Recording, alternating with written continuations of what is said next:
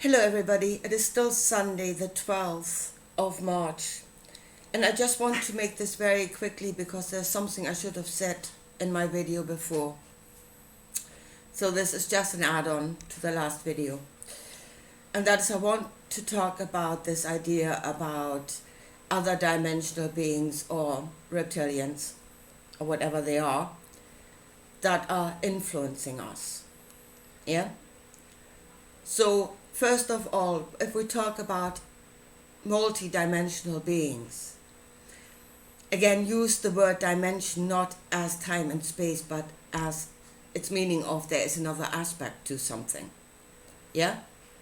So those are beings that have discovered other aspects to themselves. If we can do energy healing on the energy of compassion, we will have discovered another aspect of ourselves.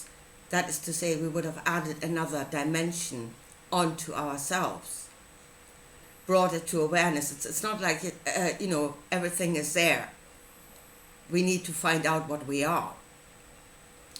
So that is the first thing. Though that's an or a multidimensional being. It has got knowledge of different aspects of itself further than the solid form.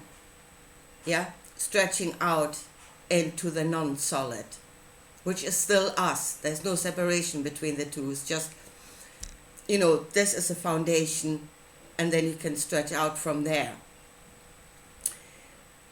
Anyway, but then I wanted to talk about, as I said, this idea of reptilians. And I was listening to David Icke yesterday. Yeah, and he was saying that, I think it was Rogan said, David Icke is talking about reptilian and there's no evidence for that. And David Icke said, I've been at this, for 30 years, and I've spoken to people and I've researched this and people have seen them. So it's not based on no evidence. Okay, fair enough. I can actually go with that.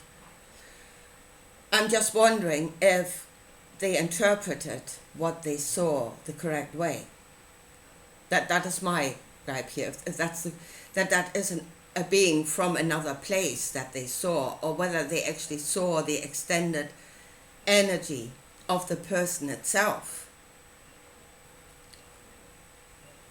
And then, in the first instance we feel it, we know it because we feel it, and then the rational mind gets a hold of that and gives it a form, interprets the feeling, and really we know according to what we are, so we liken it onto something.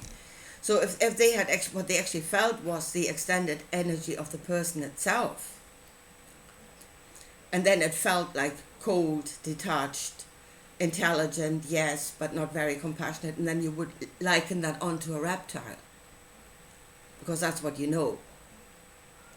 So I'm wondering if that's what's happening. But, and this is the last thing, even if there were, it's not just us, but there are actually other beings out there that are influencing the outcome in this world. Yeah? So now we're going in search of these interdimensional beings, the bad guys that are causing all the havoc here, because they are the problem. Because they speak to humanity, and humanity falls flat on its face and does as it's told, if that's what's happening. But then that's the problem. The problem are not those that are speaking to us. The problem is that we're doing it. Yeah? And if you go and say, find the culprit out there, find the ones that are whispering to humanity all these bad things, you really are like a 5-year-old in the playground, and the teacher comes and says, whose fault was that? And you say, Miss, it was him, he told me to do it. The problem is him, it's not me. He told me to do it. So then I would say, grow up. Yeah? If there are others out there that are speaking to us, they are not the problem. We need to grow up and stop listening and doing according to our own knowledge of good and bad. That's the problem then. Again, We need to work the correction on ourselves. Yeah? We're not correcting ourselves by building technology outside of ourselves. We're not working the correction by going out into space. We're not going to work the correction by blaming somebody else.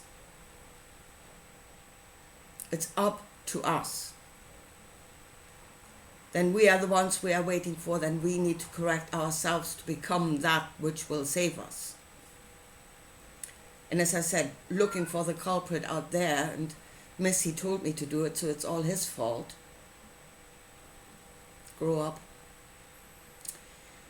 Anyway, I leave it at that, and talk to you again soon. Bye.